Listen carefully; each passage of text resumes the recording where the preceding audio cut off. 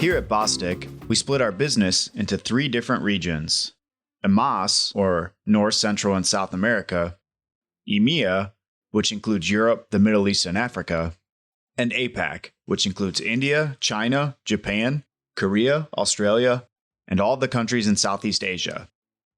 Obviously, we do this for geographic reasons, but also because these 3 regions are incredibly different in size, scope, language, and consumer preferences. But even within these 3 regions, there are stark differences. Take, for example, the EMEA region. Europe alone has 51 unique countries, while the Middle East has 17 and Africa has 54. Each one of these countries has their own cultures, histories, customs, and often languages, all of which can influence their preferences and expectations around disposable hygiene articles. These varying expectations put more pressure on article producers to manufacture products that can satisfy users across countries and regions.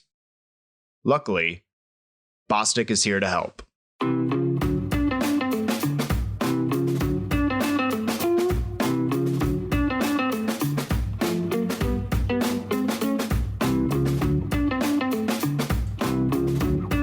Welcome to Attached to Hygiene.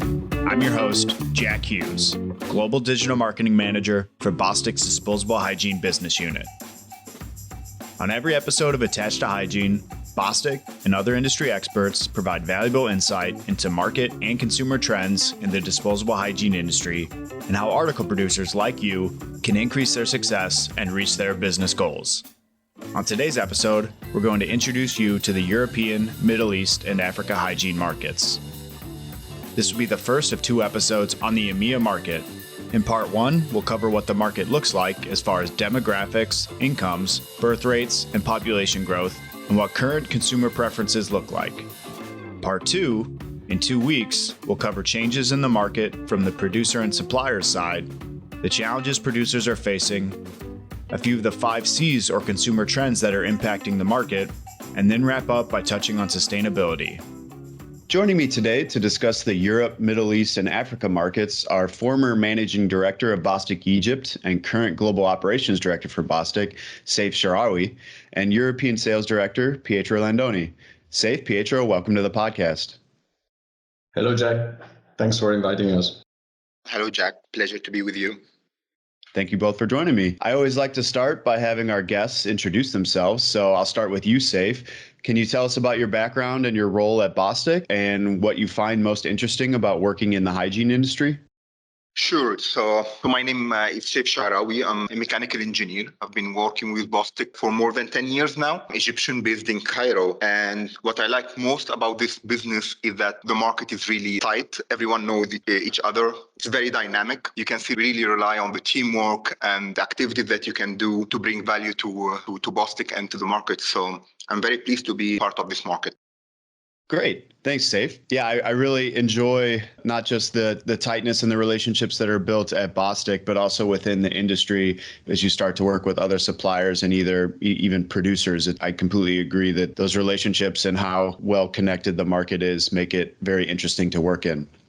And Pietro, we'll ask the same question of you. Can you tell us about your background and your role at Bostik and what you enjoy or what you find most interesting about working in the hygiene industry?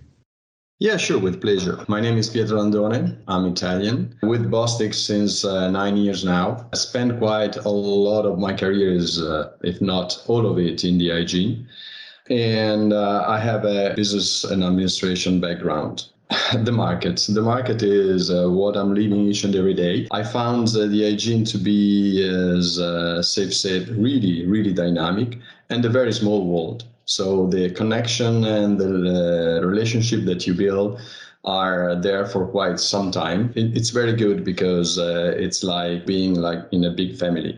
There are a lot of developments. There is a lot of innovation. It's a very exciting field to work with. Completely agree. Yeah, definitely. As I said, the relationships are always very strong and it is like its own little family. You see people, maybe moving around a little bit, but staying in the industry for a long time. And certainly the innovation and all the changes and dynamics of the market, it's never boring. It's never boring. Right. So First, I'd like to give everyone kind of an update on the market itself and market size. So, Pietro, we'll start with you. Can you kind of tell us where the market stands right now, and as far as size and growth? Yeah, sure. When we talk about absorbent products in our world, we typically divided them in three main categories, baby care, fem care, and adult inco. The estimated is that in 2019, the total market was represented by approximately $120.4 billion, which is quite an important market. In all this, Europe is estimated to be around 25.4 billion, which represent approximately 21% of the global sales, an important part of all the global sales. Yeah, so I fully agree with Pietro. So if I may comment on our region, so Middle East and Africa, so out of the 120 billion US dollar, the total market, this represents actually like 690 billion units sold, and with the expected growth between 2 to 3%. And this is coming mainly from the emerging geography, as you know, and Middle East and Africa represent 10% of that, with around 11.4 billion US dollars of sales. So quite interesting for sure.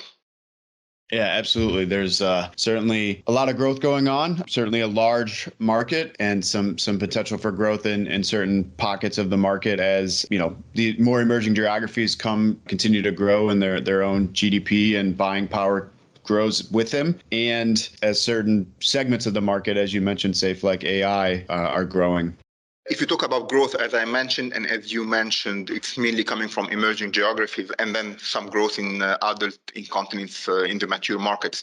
So talking about Middle East and Africa, and as Pietro mentioned, the market is divided between three main segments. So baby care, fem care, and adult. Actually, fem care represents 60% of the market, 30% for baby care, and then around 10% for adults. So now if you look to baby care, by itself, so the global growth is expected to be around 2.8% per year.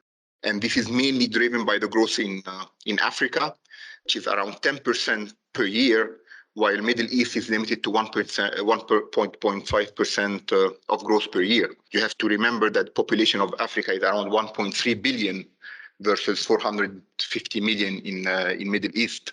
So Middle East and Africa represent 12% of the global baby care market. If you move to the fem care, where the growth is expected to be 2% global growth per year, and again, we see 7% growth per year in Africa and 5% in Middle East, both together 11% of the global fem care market. And finally, for adult, the growth is around 10% per year. You have to remember that the pie is already too small. So this is why we see a big growth per year globally. As I mentioned, 10%. And we can see in Africa, 20% of growth and 16% in Middle East. But also you have to remember that the pie for Middle East and Africa is already too small. It's 2% of the global market, but it's for sure an area to grow.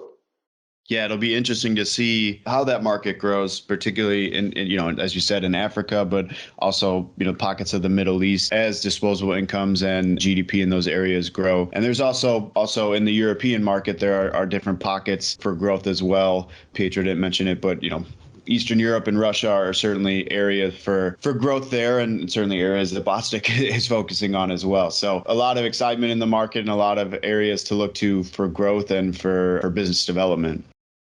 Now let's dive a little deeper, and we'll dive a little deeper into where some of this growth is coming from. And we've mentioned a few things already, and Pietro, we'll start with you, and we'll start with demographics. Can you dive a little bit into the demographics for your region, how those are playing a role in this growth in the market overall? Yeah, well, sure. In Europe, demographics, I would say it's a hot topic. We all see in our region that immigration is representing a very important topic. If we consider that, approximately 2.7 million people entered the EU from the non-EU country in 2019. And this makes approximately 23 million people, so 5% of the total EU population living in EU being non-EU citizen. So it's clear that this it's an important resource that we have to consider as such, and not only, like we used to hear as a next problem to solve. considering particularly the Western Europe part is definitely not growing at significant rate.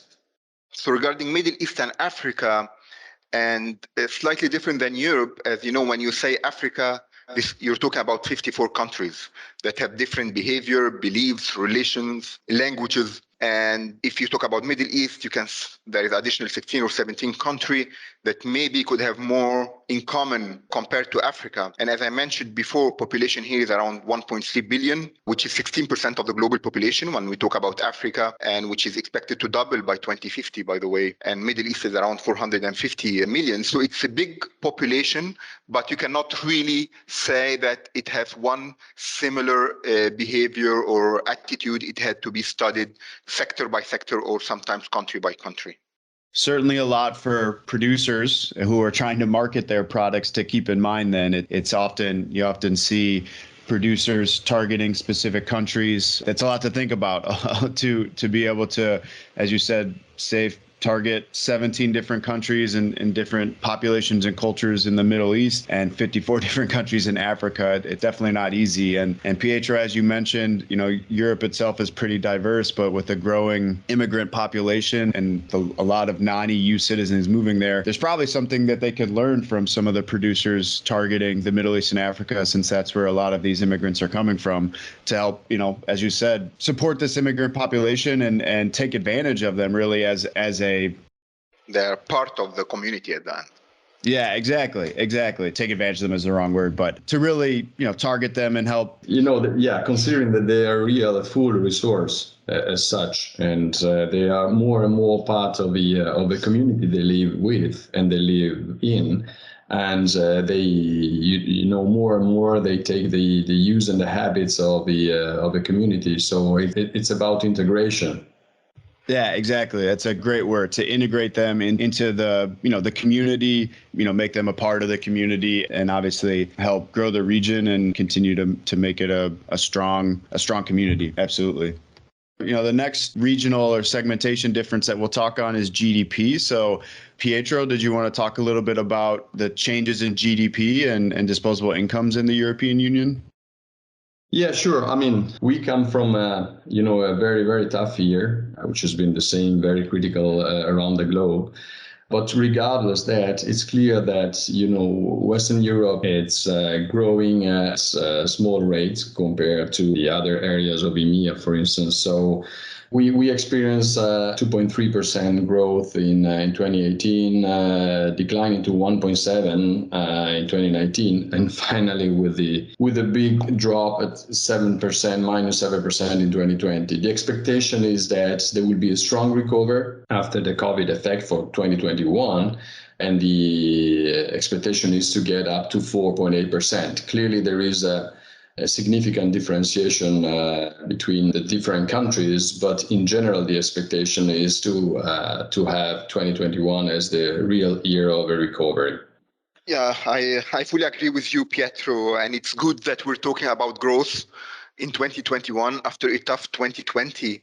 Looking to Africa, for example, so we're expecting a growth of 3.4% in 2021 after a shrink of 2.1% in 2020. The average GDP per capita in Africa is around $9,700 per person per year. And it's mainly driven by the highest GDP contributor like Nigeria, Egypt, and South Africa, although those countries are heavily loaded with population. We're talking about 160 million residents. And therefore, you can see that the GDP per capita for Nigeria, for example, is $2,400, which is quite lower than the average of Africa for sure. Now, if you look to the Middle East, growth is forecasted to be at 4% in 2021. And we know that the region is relying heavily on the oil business. So some countries like Saudi Arabia, for example, have the highest GDP in the region, close to 700 billion, followed by Turkey, for example. GDP per capita is around $23,000 in Saudi Arabia. So if you compare this to what is the GDP in Nigeria, for example, or the average in Africa, you can see the big difference. Turkey is around $8,500 per head. So And then and then you have other countries like Qatar and UAE, where you can actually reach an extreme high level of GDP per capita, going to 69 and 43,000 per person per year. So it's, as I said, it's a diverse region. It's emerging and growing. And it's good to see that in 2021, we're talking more and more now about growth after 2020 for sure. Absolutely. Yeah, I think that diversity in GDP and the variability in GDP, as you mentioned, Seif, is a tough one for producers who are particularly global producers or cross-regional producers to really take advantage of. And so it'll be really interesting to see how that continues to evolve. But yes, I completely agree. It's very good to see growth in the region or in both regions as we move further into 2021 and the the economies of all the regions start to open up a little more and people can spend some more money. So I'm looking forward to that continued growth throughout the rest of 2021 and into 2022. Now, birth rates are a hot topic in the hygiene industry for obvious reasons. Obviously, birth rates are directly impact all of the major three markets of baby care, fem care, and AI. So, Pietro, do you want to touch briefly on birth rates in the European Union? Yeah, sure. Well, even there, I mean, of course, numbers are pretty differentiated. We rated approximately 4.2 million baby born in 2019, with the major differences between the different countries. We go for a 1.14 birth per woman in Malta, which is the lowest one, with the one of France, which is 1.86 baby born per woman, and that is the highest. But in any case, the average is relatively low. It's in the 1.5. So if you just consider the number I gave before, so the 4.2 million baby born in 2019, and you compare this with what we had in, for instance, 1964, which is when I was born. Well, at that time we had 6.8 million baby born. There is a clear declining with a relative stability starting with the year 2000, hanging around between 4.2 and 4.6, 4.7 million baby born every year. So even there, as we briefly touched before, immigration is a great resource to help boosting these numbers. So talking about Africa and Middle East, you can see a different story a little bit, where Africa birth rate is high, although it's declining by 1.2% year over year, but the current birth rate is like 32 births per 1,000 people, so close to 3.2%, which is almost double the figure that Pietro has mentioned. And for Middle East, you can see a birth rate of 21 births per 1,000 people, which is close to 2.1%. Still, it's as well declining, but very slowly year over year. And you have to remember that the population of so Africa is the second largest and the second heavily populated continent in the world. So when you talk about growth of 3%, it's 3% from a big population. So it's huge. Yeah, certainly no wonder that the Middle East and Africa are target markets with that kind of growth rate. As you said, a percentage from such a large population. It'll certainly be interesting to see. As I've seen some things in the news about certain news outlets when the pandemic started thought that this would lead to a baby boom. It seems like that's not the case. So it'll be interesting to see if the decline in birth rates for 2020 and 2021 are just a blip, or if there's some sort of trend there. Obviously, that'll be something that the market overall is very keen to watch. As we said, it has a big impact on the overall health of the market. Now, on the opposite side of that, from birth rates to an aging population, obviously, we mentioned adult incontinence and the growth in that market segment. So, Pietro, can you fill us in a little bit about the aging population in Europe and how that's impacting the market? Yeah, well, we have seen before that the birth rate is declining, and it's pretty on the low end. Different stories about the aging population. The EU 27, population is expected to be around 447 million people in 2019. And the expectation is to grow in the period 2026-2029 to approximately little short of 450 million. Now, if you consider this number, well, the population of older people, so people who are aged over 65, well, that will increase, and it will increase significantly. If you start with the number of 90 million, 90.5 million at the start of 2019, to reach a little short of 130 million by 2050. So on one side, we have a declining birth rate, and on the other side, we have a significant increase of the number of older people, which is, as you mentioned before, a good news for the adult income market, of course.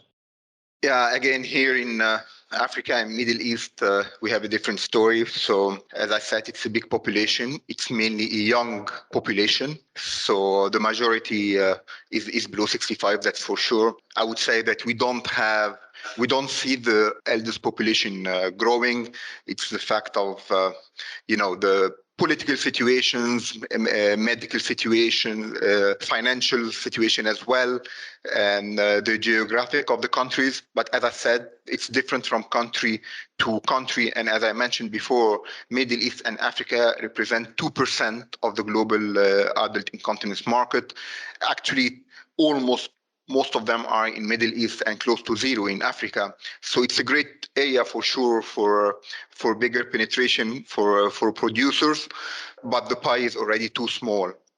That's really interesting, and something that I was unaware of knowing that the AI market was, I knew the AI market in Africa and the Middle East was relatively small compared to more mature geographies like Europe or North America or a country like Japan, but did not realize the population of people over the age of 65 was relatively small compared to other regions as well. And, I guess learning a little more, as you mentioned, it makes sense. But but obviously with such a young population and as spending and health and those types of things continue to improve, that'll be something down the line too, that will most likely be an area for growth and something for producers in the market to keep an eye on and hopefully for them to take advantage of to help, support the aging population there when it comes.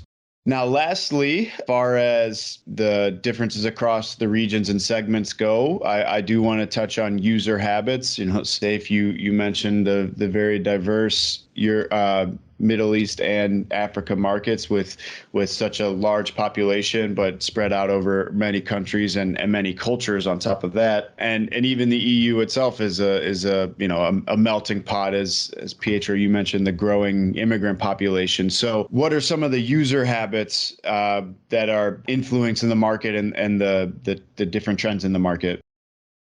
Well, there are some clear trends that we can see in the market in Europe. One of them is the fact that e-commerce is getting more and more popular, even for the absorbent hygiene products. So, a study confirms that in Europe, UK, for instance, the English buyer, they are the one having most access to e-commerce.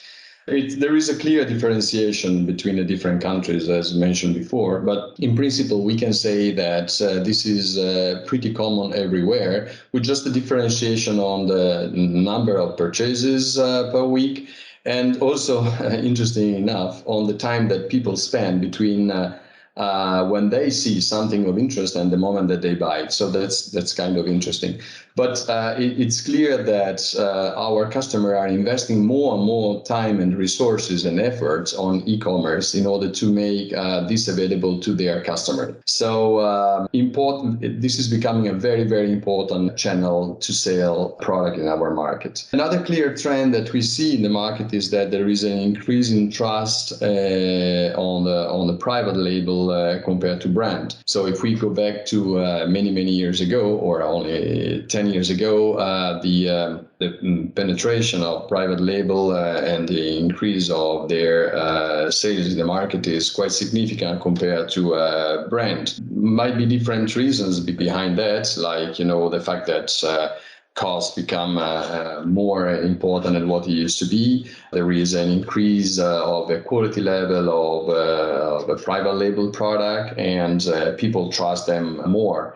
So another trend which is clearly getting very hot, I would say particularly in these last years, is the one related to sustainability, or in general to preservation of the environment.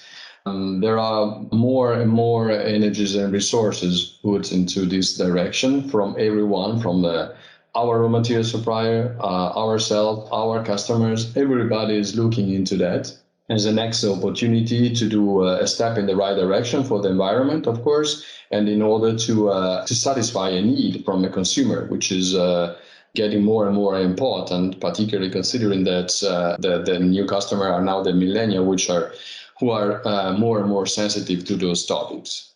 So here I would agree with Pietro on everything, actually.